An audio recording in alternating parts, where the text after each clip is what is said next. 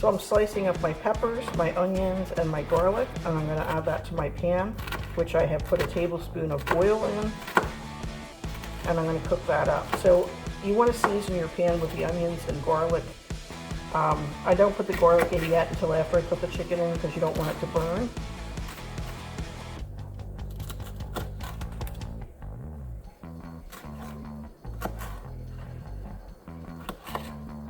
And since this is going to be in a quesadilla, I'm going to chop these peppers pretty small, about a 1/4 inch by 1/4 inch.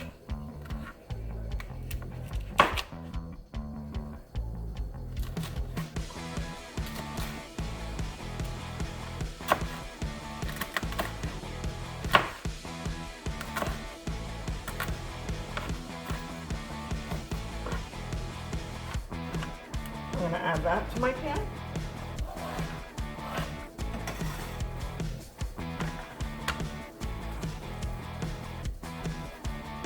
I'm going to add my tomato to my pan, that way my things won't burn.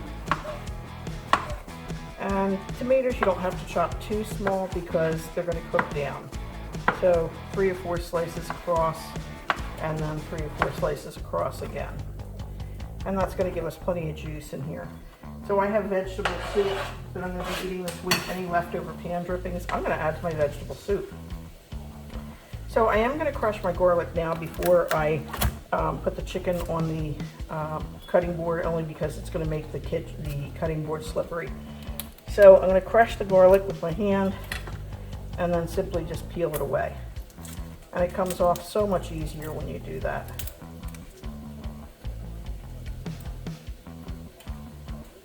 And cut the end off.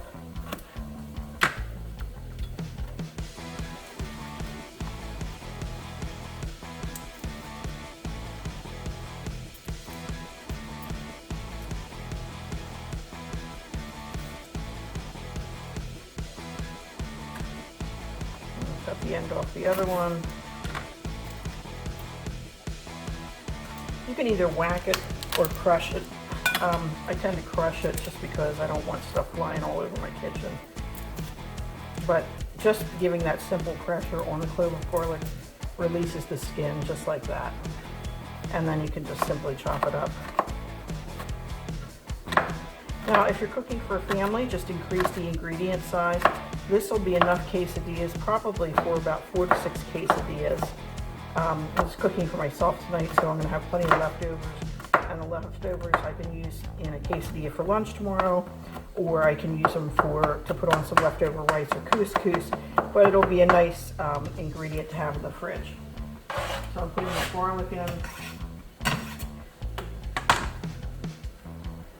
And then I'm going to cut my chicken up. So this is a chicken breast. When I get my chicken breasts, I buy them by the pack, and then I freeze them in individual chicken breast pieces because I don't use a lot of meat. This is plenty of meat for me. This will be enough for several days portion. And I just try and use as much as I can in the way of vegetables.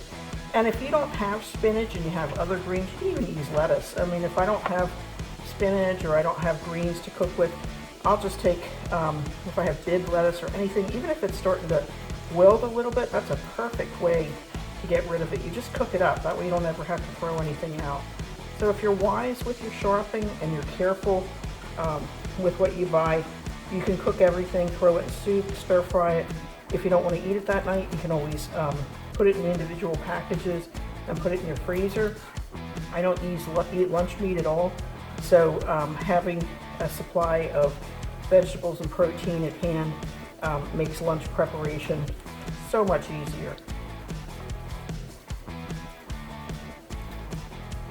And I'm going to cut this across. Try and cut it down small because it is going into a quesadilla. Okay, so now I have all this in my pan. I'm going to add my chicken.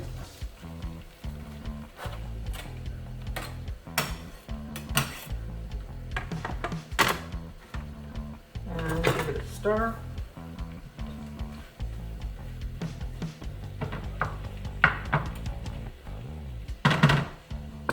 Next I'm going to add my seasonings, but I want to wipe my hand off. I don't want to touch my seasoning with raw chicken that I have in this pan. So I'm going to add my favorites. I'm going to add my turmeric, and that's going to give it a nice bright yellow color. I'm going to add my paprika.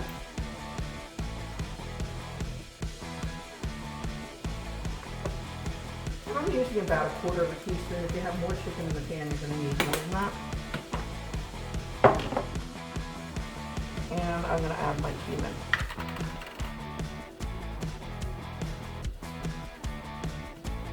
Now, I'm not going to add salt to this. I will add some fresh ground pepper. The reason I'm not adding salt is because I'm going to be adding cheese, and the cheese has plenty of salt. So just remember when you're cooking, you don't need to add salt to foods that already have it naturally occurring. If you get used to this, you can cut salt out of your diet very easily. We eat way too much salt, so this is a good way to get rid of it. Okay.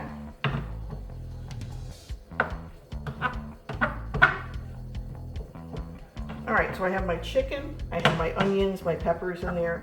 I'm cooking in my garlic. I'm cooking that on the stove. I've added my spices. Next, I'm going to add my spinach. And what I do for my spinach is I just layer it on the top. I'm going to put my lid on. And I'm going to turn that to medium-high. Set my timer for 5 minutes.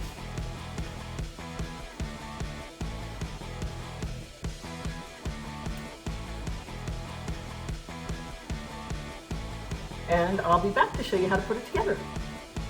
And my chicken is done. Cooked up for 5 minutes. I'm going to take it off the stove and I'm going to put it in a dish. And the reason I'm doing this is because I'm getting ready to prepare my quesadilla. So I take everything out of the pan. And this is way too much for one quesadilla, which is what I'm going to eat. But as you can see, there's enough here to feed a family on one chicken breast. So I return my pan to the heat. I'm going to take one of my tortillas. I'm going to put it right into the pan. Okay, and there was enough oil in the pan. You don't need to re-oil your pan. You want to get out of the habit of adding extra butter, extra fat, and extra calories. Okay, I'm going to get a slotted spoon here. And I'm going to take a scoop of my filling. Put that in here, and I don't want to get too much juice with it, so that's why I'm using a slotted spoon for this. And I'm going to spread that around.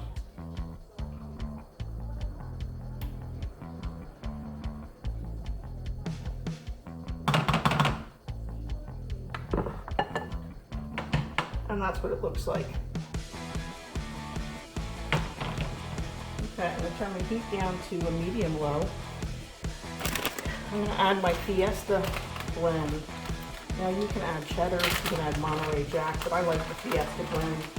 I get it at Walmart. There's a lot of places that make it. Sargento makes a really good Fiesta blend. I happen to be close to a Walmart where I'm at right now, so that's what I bought. So I've got 2 handfuls of that. You don't need a lot. Fill that up. I'm going to put my other tortilla on top. Like that. Put my lid on. Now because I've turned the heat down to medium, it's not going to take very long. I have it medium high, I don't want to burn it, but I do want to melt that cheese.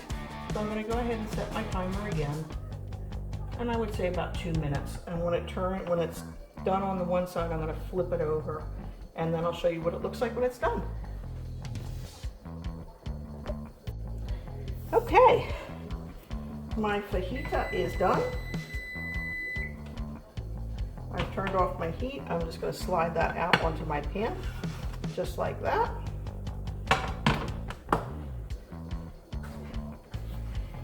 And then I'm going to take a pizza cutter to cut it. It's the easiest way to cut it. It's a little bit hot, so I'll let it cool a little bit before I try and eat it. But it's like having mini pizza slices to eat.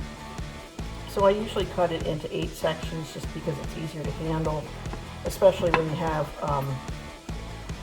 chicken or anything that's kind of lumpy in there.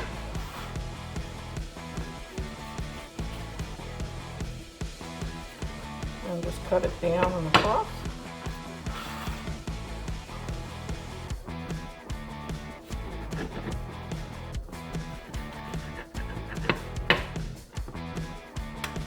on, and I have a little packet of hot sauce that I had left over the last time I got tacos out. And I'm just gonna take the hot sauce and sprinkle it around. You don't need a whole lot, just a little bit will do it. And there you have it. Quick and easy chicken fajitas in less than 5 minutes.